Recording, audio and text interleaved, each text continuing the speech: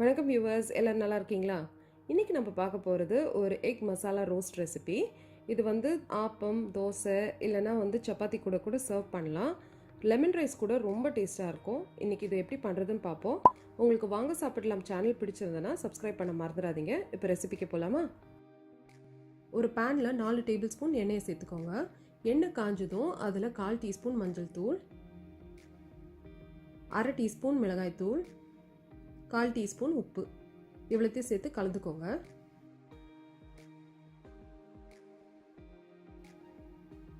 அடுத்ததாக 4 அவிச்ச முட்டையை எடுத்து இந்த மாதிரி பாதியை கட் பண்ணிக்கோங்க. கட் பண்ணதுக்கப்புறமா அதோட மஞ்சள் பகுதியை கீழே ஃபேஸ் பண்ணுற மாதிரி வச்சு நம்ம ஃப்ரை பண்ணிக்கலாம். இந்த மாதிரி பண்ணுறதுனால முட்டை பிரியாமல் இருக்கும். இப்போ முட்டையை 1 நிமிஷம் ஒரு பக்கம் ஃப்ரை பண்ணிக்கோங்க. அதுக்கு மேலே வேண்டாம், ஏன்னா முட்டை ரொம்ப ஃப்ரை பண்ணோன்னா கொஞ்சம் ரப்பர் மாதிரி ஆகிடும்.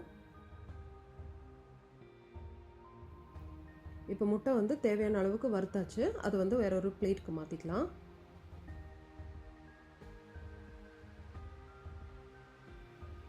இப்போ பேனில் இருக்கிற எண்ணெயில் 1/4 டீஸ்பூன் அளவுக்கு சோம்பு சேர்த்துக்கோங்க. கூடவே கொஞ்சம் கருவேப்பிலையும் சேர்த்துக்கோங்க.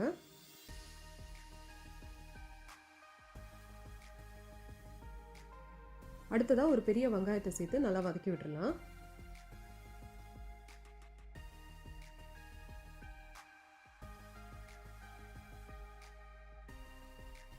வெங்காயம் வதங்கினதும் அதில் 1 டீஸ்பூன் இஞ்சி பூண்டு விழுது சேர்த்துக்கோங்க.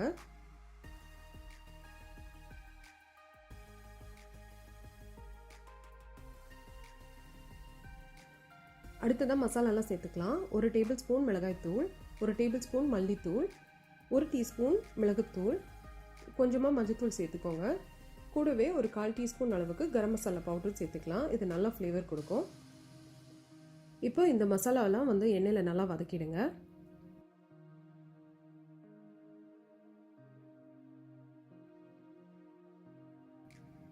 அடுத்ததாக ஒரு பெரிய தக்காளி அதை நறுக்கி சேர்த்துக்கோங்க. இப்போ மூடி போட்டு தக்காளி கொஞ்சம் வேக விடலாம்.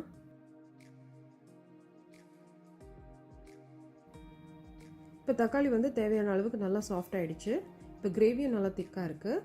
இந்த டைமில் நான் ஒரு 50 ml அளவுக்கு தேங்காய் பால் சேர்க்குறேன். இப்போ நீங்கள் அந்த முட்டை ரோஸ்ட்டை ஆப்பம், தோசை கூட சர்வ் பண்ணுறீங்கன்னா டேஸ்ட் ரொம்ப நல்லாயிருக்கும்.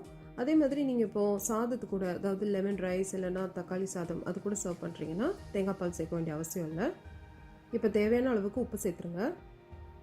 இப்போ இந்த கிரேவியை கொஞ்சம் மிதமான சூட்டில் நம்ம ஃப்ரை பண்ணிகிட்டே இருக்கலாம். இந்த மாதிரி ஃப்ரை பண்ணும்போது என்ன ஆகும்னா அதில் இருக்கிற அந்த ஈரப்பதம்லாம் அப்படியே போய் இந்த கிரேவி நல்லா திக்காகும். எண்ணெய் தனியாக பிரிஞ்சு வரும். இப்போ கிரேவி சூப்பராக ரெடி ஆகிடுச்சு. இப்போ 2லேருந்து 3 பச்சை மிளகாய் நறுக்குனதை சேர்த்துக்கோங்க. கூடவே கொஞ்சம் கருவேப்பிலையும் சேர்த்துக்கலாம். இப்போ இந்த ரெடியான மசாலாவில் நம்ம ஃப்ரை பண்ணி வச்சுருந்த முட்டையை சேர்த்துடலாம்.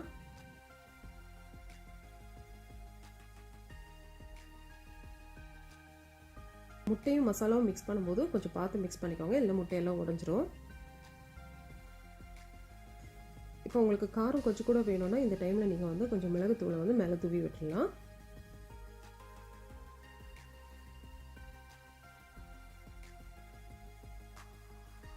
நம்மளோட அட்டகாசமான எக் ரோஸ்ட் மசாலா ரெடி ஆகிடுச்சு.